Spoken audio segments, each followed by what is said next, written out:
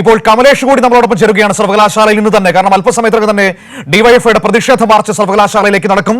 സംഘപരിവാറിന്റെ ഈ കാവ്യവൽക്കരണ അജണ്ടകൾ നടപ്പാക്കാനുള്ള ചാൻസലറുടെയും വൈസ് ചാൻസലറുടെയും നീക്കങ്ങൾക്ക് എതിരെയാണ് ഈ പ്രതിഷേധ മാർച്ച്. കമലേഷ്, അല്പസമയത്തിനകം തന്നെ ഡിവൈഎഫ്ഐയുടെ പ്രതിഷേധ മാർച്ച് ആരംഭിക്കുമെന്നാണ് ഞാൻ മനസ്സിലാക്കുന്നത്. പ്രവർത്തകരൊക്കെ എത്തി തുടങ്ങിയോ? എന്താണ് ഇപ്പോൾ കാണാൻ കഴിയുന്നത്?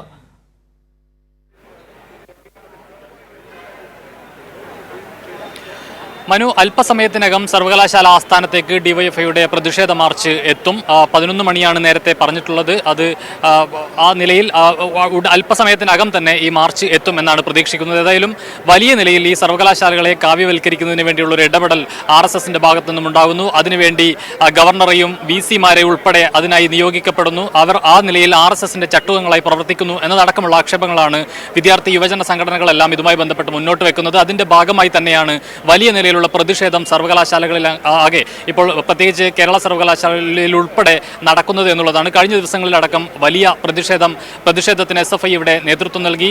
നിരവധിയായ പ്രവർത്തകർക്ക് വലിയ തരത്തിൽ മർദ്ദനമേൽക്കേണ്ടി വന്നു. അവർ അറസ്റ്റിലായി റിമാൻഡിൽ പോകുന്ന ഒരു സാഹചര്യമുണ്ടായി. അതിന്റെ ഭാഗമായി തന്നെ ഇന്ന് സംസ്ഥാന വ്യാപകമായി SFI പഠിപ്പുമുടക്ക് സമരത്തിനും ആഹ്വാനം ചെയ്തിട്ടുണ്ട്. അതോടൊപ്പം വിവിധ ജില്ലാ കേന്ദ്രങ്ങളിൽ പ്രതിഷേധ മാർച്ച് സംഘടിപ്പിക്കുന്നുണ്ട്. തിരുവനന്തപുരത്താണെങ്കിൽ രാജ്ഭവനിലേക്കാണ് SFIയുടെ പ്രതിഷേധ മാർച്ച് നടക്കുക. അതും അല്പസമയത്തിനകം നടക്കും എന്നാണ് നമുക്ക് മനസ്സിലാക്കാൻ കഴിയുന്നത്. ഈ SFI ഉയർത്തിയിട്ടുള്ള ഈ മുദ്രാവാക്യങ്ങൾ ഡിവൈഎഫ്ഐ ഉൾപ്പെടെ ഏറ്റെടുക്കുന്നു എന്നുള്ളതാണ്. ഈ സമരത്തെ ഡിവൈഎഫ്ഐ ഏറ്റെടുക്കുന്നു എന്നുള്ളതാണ് മറ്റൊരു പ്രധാനപ്പെട്ട കാര്യം. സർവകലാശാലകൾ എന്ന് പറയുന്നത് നാടിന്റെ പൊതു സ്വത്താണ്. ആ സർവകലാശാലകളെ ആകെ തകർക്കുന്ന നിലയിലേക്ക്, കാവ്യവൽക്കരിക്കുന്ന നിലയിലേക്ക്, അതിന്റെ ദൈനംദിന പ്രവർത്തനങ്ങളാകെ അവതാളത്തിലാക്കുന്ന നിലയിലേക്കുള്ള ഒരു ഇടപെടൽ RSSന്റെ ഭാഗത്തു നിന്നും ഗവർണറുടെ ഭാഗത്തു നിന്നും വൈസ് ചാൻസലറുടെ ഭാഗത്തു നിന്നും ഉണ്ടാകുന്നു എന്നുള്ളതാണ്. അതിന്റെ ഭാഗമായി തന്നെയാണ് ഡിവൈഎഫ്ഐയും ഈ വിഷയം ഏറ്റെടുക്കുന്നത്. ഇന്ന് സർവകലാശാലയിലേക്ക് അതിശക്തമായ പ്രതിഷേധ മാർച്ചിനാണ് ഡിവൈഎഫ്ഐ നേതൃത്വം നൽകുക. അതിനുവേണ്ടി തന്നെ ഏറ്റവും ഉടനെ തന്നെ അധികം വൈകാതെ തന്നെ ഈ മാർച്ച് സർവകലാശാല ആസ്ഥാനത്തേക്ക് എത്തും എന്നാണ് നമുക്ക് മനസ്സിലാക്കാൻ കഴിയുന്നത്. വലിയ പോലീസ് ബന്ദോബസ്തിലാണ് ഇപ്പോൾ സർവകലാശാല ആസ്ഥാനമുള്ളത്. ഈ സർവകലാശാലയുടെ പ്രധാന കവാടത്തിന് പുറത്ത് ബാരിക്കേഡ് കെട്ടി പോലീസ് സജ്ജരായി നിൽക്കുന്നുണ്ട്. അതിനകത്ത് സർവകലാശാലയ്ക്ക് അകത്തേക്ക് പോകുന്ന ഈ പ്രധാന കവാടത്തിലും വലിയ നിലയിൽ തന്നെ പോലീസ് ബന്ദോബസ്തിലാണ് ഉള്ളത്.